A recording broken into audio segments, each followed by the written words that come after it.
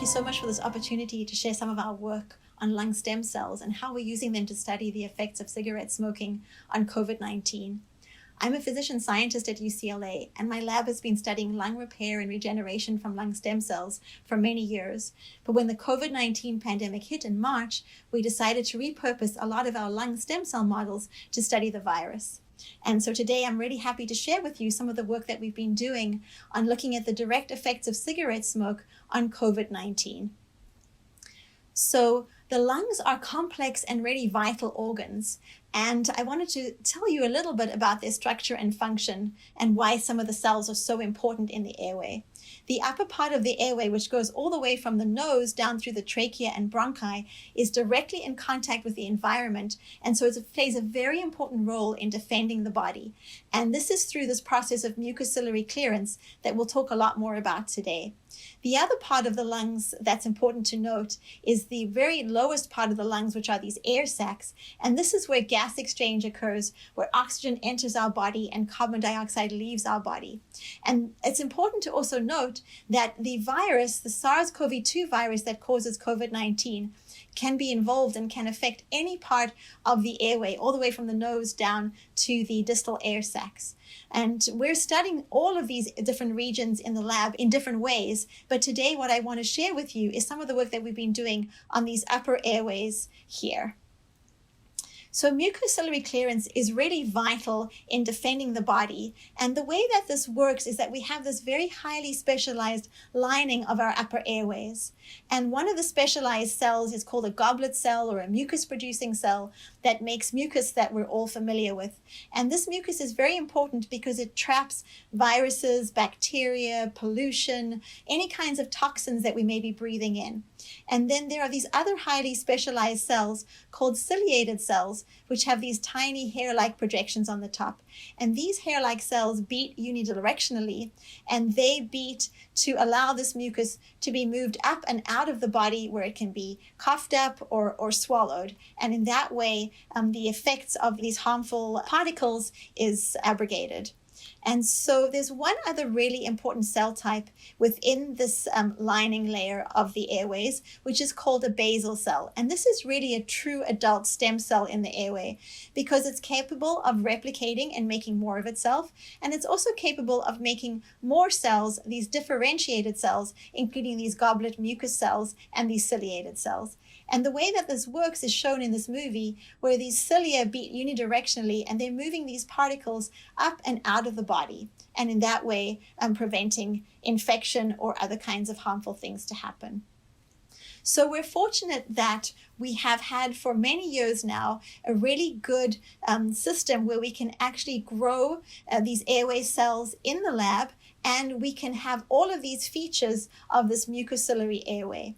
And again, I'm showing you a schematic here with these basal stem cells, the goblet mucus cells, the ciliated cells, and club cells, which also contribute to mucus. And I'm showing you where they look in the actual tissue.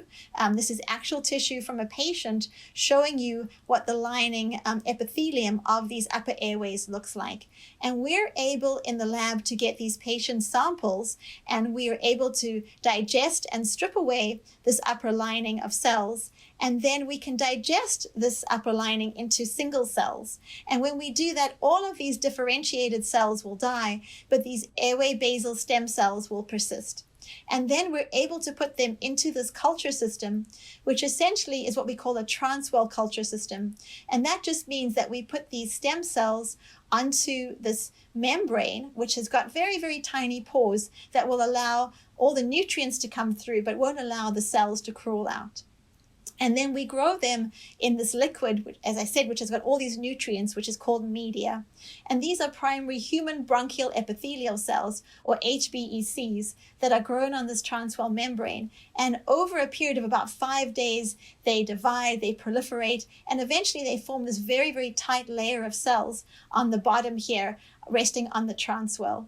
And then what we're able to do at that point is to actually remove the liquid media from the surface of the cultures and just have the media in the bottom of the cultures. And in this way, we create this air-liquid interface. And this provides the cue to allow these stem cells to go on and differentiate and make these mucus cells and ciliated cells. So this is a lovely system for us to study a large number of different processes in the lab. And the way that this looks is that we can actually go in and use fluorescent markers to stain particular kinds of cell types. So here in green, I'm showing you the ciliated cells. And then in red are the mucus cells. And then in white are the stem cells, these airway basal stem cells.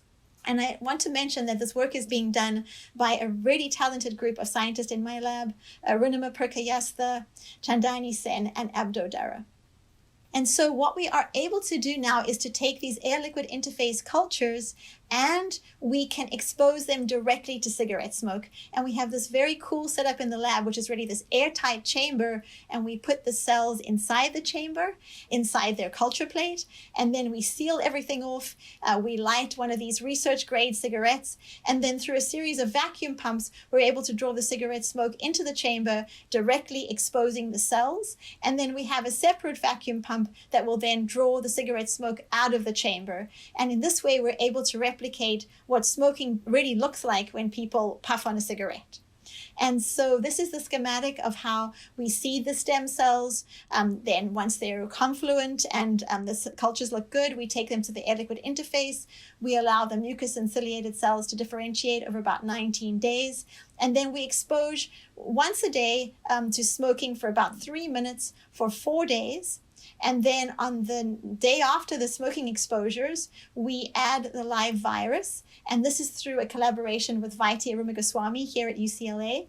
After 3 days, he deactivates the virus. And of course, all of this viral infection is done in our high containment BSL-3 conditions. So under very, very strict conditions. And then after the virus is deactivated, we're able to get these cultures back so that we can analyze them and look at the effects of smoking on the airway.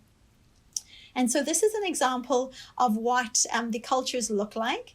And here I'm showing you in green the SARS-CoV-2 virus, and in blue is the DAPI, which is staining the nuclei of the cells.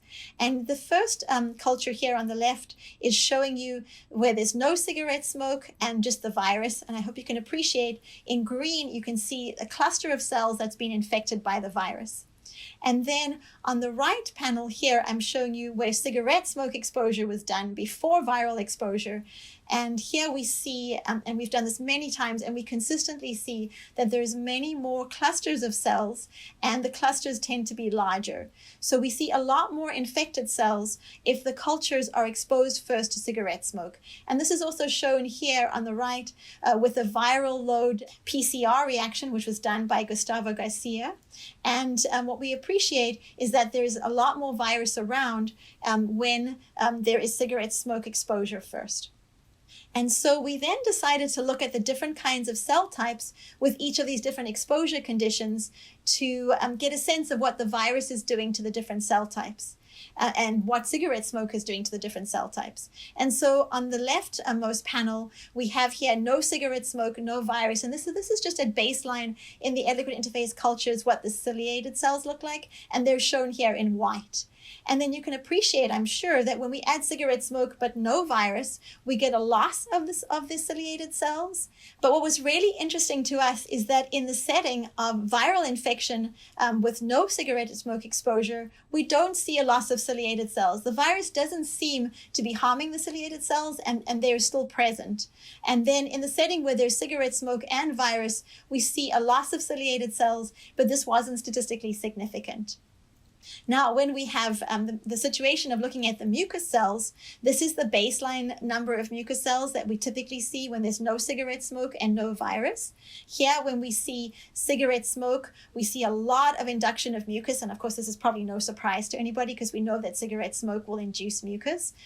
In the setting of no cigarette smoke with virus, we see that there's really not a large increase in the number of mucus cells, maybe a slight increase, but not statistically significant. And again, we did not see a statistically significant increase when there was cigarette smoke and virus. So given these interesting effects of the virus on the different cell types, we decided to look at the basal stem cells. And we look at this in two ways. One, with a marker of stem cells, which is KRT5 or keratin 5.